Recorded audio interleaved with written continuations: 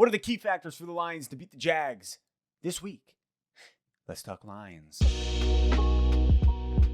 Thank you for liking, commenting, and subscribing. So yesterday I put out an episode, basically, should the Lions tank? If you haven't watched it, go check it out. I go into it. My overall answer is not yet. Let's play Jacksonville. Let's see what happens. I think with a W on the board, there's a lot of open games that we can take. If we lose to Jacksonville, then you're not a playoff caliber team and drop dead. Move on from Stafford, move on from Patricia, and get ready for 2021. Key factor number one, just play good, clean football. Just play good, clean football. Because it's the Jags, for God's sake.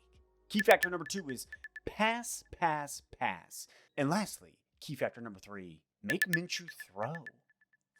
Let's break it down.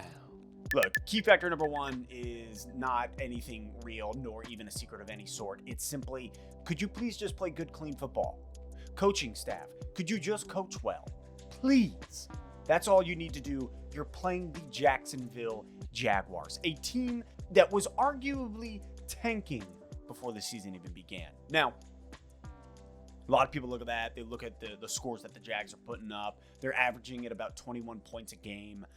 But they put up some good numbers. They beat the Colts week 1. What needs to be separated is the fact that Gardner Minshew is not tanking. Gardner Minshew's playing for his life. He's playing for his career. He's trying to prove that he is something, that he is a quality quarterback who could be starting.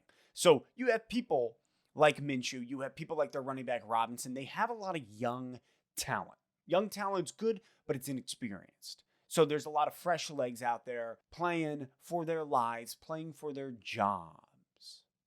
However, ownership seems to be tanking. They seem to be tanking before the season even began with the release last year, getting rid of Jalen Ramsey. Then you look at them getting rid of Leonard Fournette. They're making moves where they're saying, forget winning now. They're a rebuilding team. Young talent, rebuilding, all for the future. So if we can't beat the Jags, if we can't play good, clean football, if our coaching staff can't make great calls going into this game and just manage the game or the clock, we don't deserve anything except for L's the rest of the way. So play good, clean football, make good calls, win, and move along.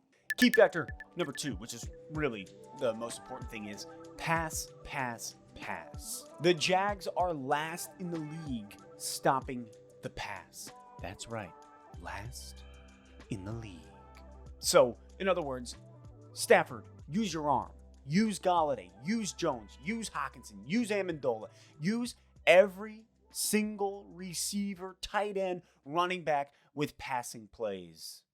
Please. The Jags are letting up 8 yards per pass play. And if that's the case, that's what we should be doing. Look at the Lions. Look at how much we are struggling to stop the run. And what has every team just done to us? They run it up our throat. So in the same way, that's what we should be doing, but with the passing against the Jags. Simple. Pass the ball. Use Stafford's arm. Air it out.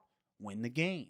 You look at the Jags, specifically James Robinson, their running back. He's averaging rushing 4.5 yards a carry, which the Lions are struggling against the run. So that is a little something to be aware of going into this game.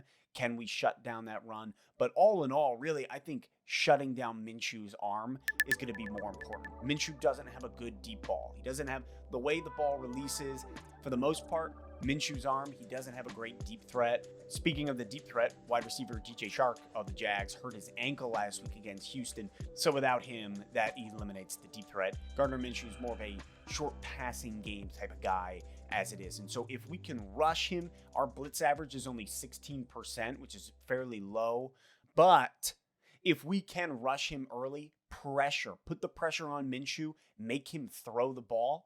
Hey, I mean, you look at what we did against Kyler Murray and the amount of interceptions that we were able to pull out. If we can do that to Minshew and shut him down and really spook him, that will be huge. That is a key factor.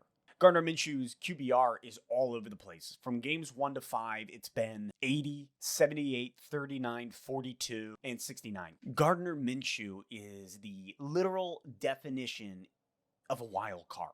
You just don't know what you're going to get with the guy. If your QBR is 80 to 42 to 39 to 69, like, You don't know what you're going to get. He just lost his deep threat. If we could shut down that short passing game, that's big. This game against the Jags matters simply for Patricia's job. Will Patricia survive another week if he were to lose to the Jags? My answer, no. There's no way he could continue to be coach, especially after the firing of both Bill O'Brien and Dan Quinn. And if we lose to the Jags, I would suspect that Patricia would be fired. All in all the Lions have to do is A, be coached well, Matty P.